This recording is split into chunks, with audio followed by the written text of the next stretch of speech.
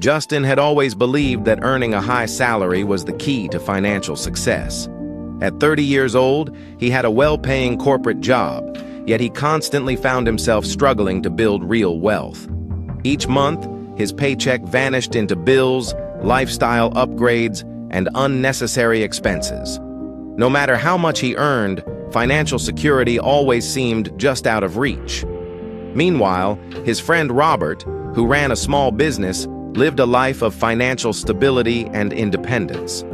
Unlike Justin, he never seemed worried about money, had no significant financial stress, and had the freedom to make choices without being tied to his earnings.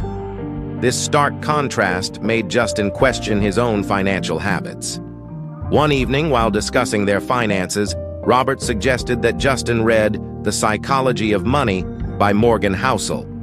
He explained that financial success was less about knowledge of investing or complex strategies and more about behavior, mindset, and understanding how money truly worked. Intrigued and desperate for change, Justin ordered the book that very night. As Justin delved into the book, he quickly realized it was not a traditional finance guide filled with investment formulas or technical jargon. Instead, it focused on the psychological and behavioral aspects of money, how people think about it, how they make decisions, and why they often fail despite having the right information. One of the most eye-opening lessons for Justin was the distinction between being rich and being wealthy. He had always assumed they were the same, but the book explained that wealth was not about visible luxury. True wealth was the money not spent, the savings, the investments, and the financial security that allowed people to live life on their terms. For years, Justin had focused on outward success, buying expensive gadgets, upgrading his car, and maintaining a lifestyle that matched his income. He realized now that this approach had kept him from accumulating real wealth. He had been working hard to look successful rather than becoming financially independent. Determined to change his financial future, Justin began analyzing his expenses. He was shocked to see how much of his income was disappearing into non-essential spending. Subscriptions he barely used, impulsive online shopping, and frequent dining out had become habits that drained his savings. He decided to adopt a more disciplined approach. He cut down on unnecessary expenses and redirected that money into savings and investments. Instead of spending on short-term pleasures, he focused on long-term financial stability. Investing had always seemed complicated and intimidating, but the book simplified it. Justin learned that time in the market was more valuable than trying to predict short-term trends. Consistency was the key. Instead of waiting for the perfect opportunity, he started investing small amounts regularly. As he continued reading, Justin developed a new perspective on risk. He had always hesitated to invest aggressively, fearing market fluctuations and potential losses. But the book taught him that avoiding risk entirely was also a risk. It meant missing out on the long-term power of compounding. He started seeing downturns as opportunities rather than threats. Market crashes, which once terrified him, now seemed like temporary phases that long-term investors could withstand. He understood that patience and emotional control were crucial. The ability to stay invested through both highs and lows determined long-term success. This mindset shift also reflected in his work life. Instead of chasing promotions just for higher paychecks, he began prioritizing fin. Just as Justin continued applying what he had learned, he started saving more money than ever before. In the past, he had only saved when he had a specific goal, a vacation, a car upgrade, or a down payment for a home. But now, he understood a deeper lesson. Saving wasn't just about preparing for planned expenses. It was about creating options, flexibility, and security. Unexpected expenses were a certainty in life. Previously, whenever an emergency arose, a car repair, a medical bill, or an unexpected work expense, he had felt stressed, sometimes even resorting to credit cards. Now, with a growing savings cushion, he felt at ease. He realized that wealth wasn't just about having investments, but also having liquidity. More than anything, saving without an immediate purpose gave him freedom. He no longer had to worry about every financial decision or stress over career changes. If he ever wanted to take a break from work or shift careers, he had the resources to do so. As Justin's financial situation improved, he started noticing something strange. Many of his colleagues, despite earning high salaries, were struggling even more than he had before. They chased promotions, worked longer hours, and made more money, yet they seemed trapped in an endless cycle of financial stress. The book had already warned about this behavior. People often believed that making more money would solve their problems, but in reality, their expectations and spending grew just as fast. There was no limit to how much people could desire, and without control over these desires, wealth would always feel just out of reach. Justin also saw how dangerous overconfidence could be. Some of his colleagues, eager to grow their money quickly, made risky investments based on speculation rather than sound financial principles.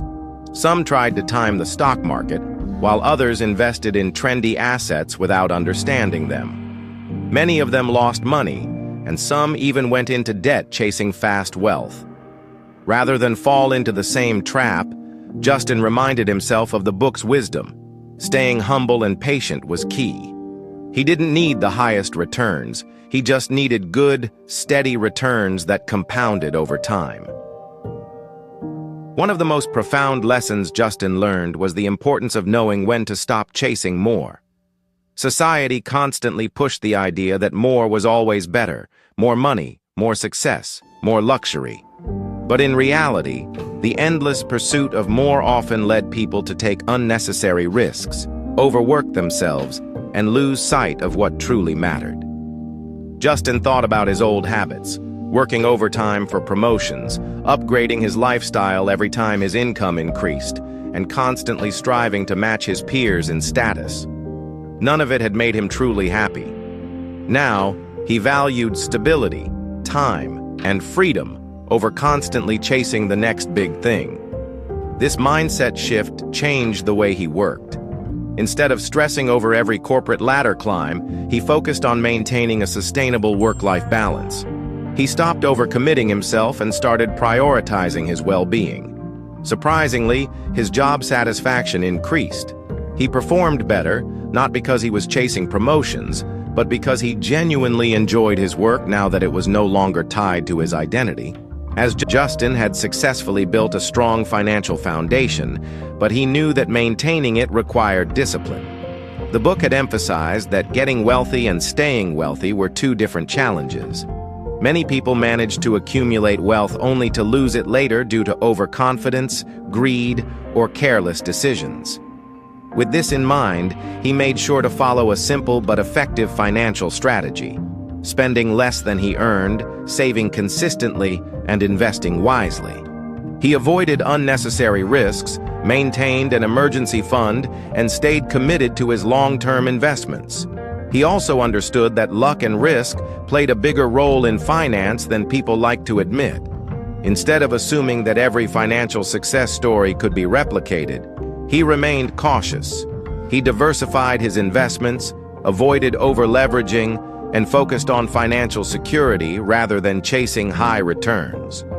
The true test came when the stock market experienced a sudden downturn. Many of his colleagues panicked and sold their investments, fearing further losses.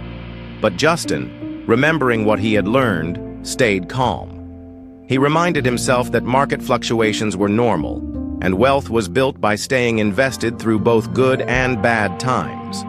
A year later, as the market recovered, his portfolio was in better shape than ever. His patience had paid off.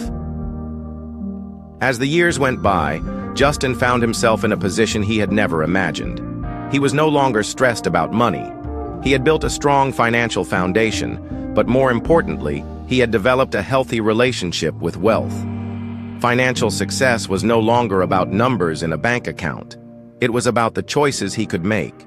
He had the freedom to take a break from work if he wanted to spend time with family, and to pursue hobbies without worrying about income. He no longer compared himself to others. The pressure to keep up with his peers, to own the latest gadgets, or to prove his success through material possessions had disappeared. He was secure in the knowledge that real wealth was about financial independence, not outward appearances. Looking back, he realized that the biggest transformation in his life wasn't just financial, it was psychological. He had broken free from the cycle of endless earning and spending. He had learned to manage money wisely, to be patient, and to focus on what truly mattered. The psychology of money had not just changed the way he handled finances, it had changed his life. It was psychological. He had broken free from the cycle of endless earning and spending. He had learned to manage money wisely, to be patient, and to focus on what truly mattered. The psychology of money had not just changed the way he handled finances, it had changed his life. The end.